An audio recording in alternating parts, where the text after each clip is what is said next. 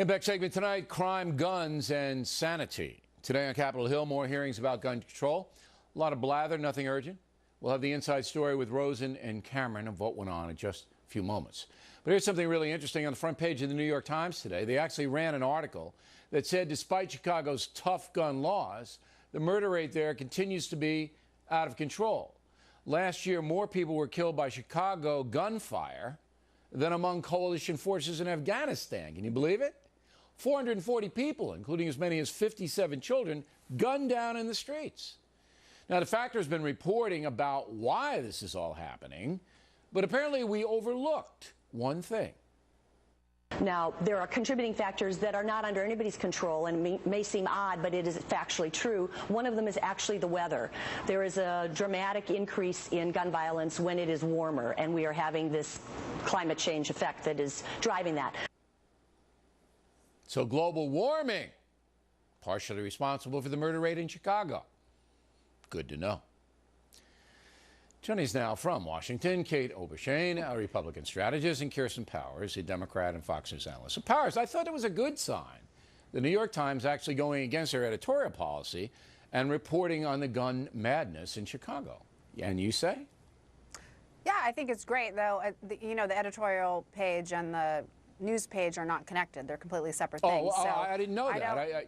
Perhaps I didn't know that because in the last 10 years, there's been absolutely no deviation. But thank you for telling me that. No, that is not true. That's not true. They have a very, very strict wall between the two. They're not the same. They do. I'm sorry, but that's the truth. Okay, yeah. And but yes, it is great that they reported on it, and I think they got into one of the fundamental problems that's not discussed enough, which is yes, Chicago, the city has these gun laws, but the state doesn't have the strict gun laws, and the surrounding states don't have strict gun laws, which means that you can go right outside city limits and buy a gun. State of Illinois has very, very strict laws, but you're correct. Your point is correct.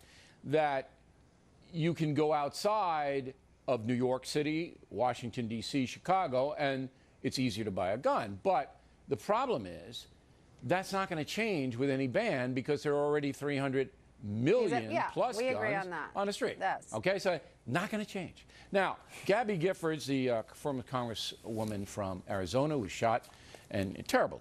Everybody felt bad for her. She testified on the Hill today, and as I said, Cameron and Rose got some inside stuff on that.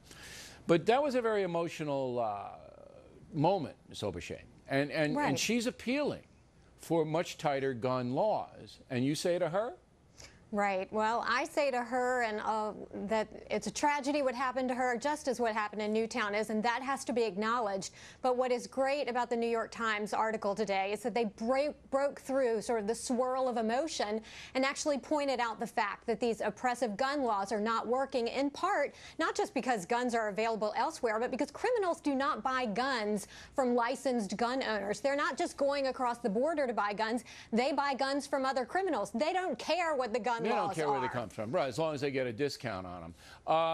But as long as they can buy them, that's all they care about. Actually, Kirsten, it is true. That's where the criminals buy the guns. I'm fascinated by Powers' take this evening, telling me that there's a separation of church and state of the New York Times, which I find very amusing, and now telling me it's not true that criminals will buy guns from anywhere. Do you think that they have a certain? Do they have to have a little polo pony on the gun, or criminals will buy guns anywhere, but they happen to buy a lot of guns from gun stores. Yeah, so whatever's cheaper, whatever's closer. Okay, but the point is, like, the idea that they're just only sold on the black market is not true. In this New York Times article, they talk about 1,300 of the guns that they confiscated in Chicago came from one store outside of the city limits of Illinois. So don't act like not having stricter gun laws outside the city wouldn't help something. Actually, Kirsten, actually what would help would be if we enforce the gun laws that were already on the books. If they are buying their guns from licensed gun dealers, they are lying on their criminal background checks, which we have seen that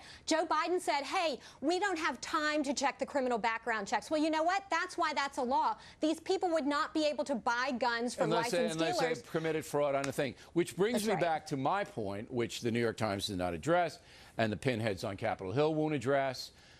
You got to federalize all gun crimes. Then you have a uniformity in punishment. Then you send a message, hey, you buy a gun legally and you have a fraudulent background check, 10 years. Right. 10 years. That's it. That's on the books. That's where you They're go. just not doing it. No, it's not on the books because every state has different laws and every state has different qualifications. If President Obama and the Democratic Party and the NRA, which says it wants to cut down on gun crime too, if all of these people were serious about it, they'd stop the nonsensical stuff that doesn't work, and they would say, we're federalizing gun crimes. We're going to have very strict across state lines what you can and can't take. And you get out of line, you violate the gun law, you're going to get a mandatory prison sentence. And believe me, that would cut it down way. But you didn't answer my question, Kate, and I'm very disappointed.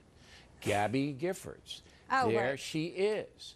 And how are we as Americans, if she wants stricter gun laws, shouldn't we rally to her cause? We should rally to the cause of genuine reforms that are actually going to cut down on gun violence. Taking away the right of law-abiding citizens to be able to protect themselves is not going to help. In fact, as we see in Chicago, it actually hurts. What it does is makes us a nation of predators versus defenseless victims. You would say you want the same thing that she wants, but you would debate her on how to get there. Is that correct? Of course, we all want less gun violence. We just want reasonable reforms and enforce what we already have on the books. Powers, would you like to just tell me one more time how the New York Times hard news pages differ from their editorial? Just There's an editorial page, and they work in a separate area, and they write their editorials, and then there are reporters, and they do not collude with each other. Do not collude. That's a fact. You don't need to. You can't. Can you prove that they collude, Bill? No, you're absolutely right, Powers. No. But can I just say one more thing? Yeah, go. I completely agree with you on the federalizing. I'm kind of almost about to faint, actually, because I completely agree that my that's what we need to do. solution works. Ladies, thanks very much. We appreciate it.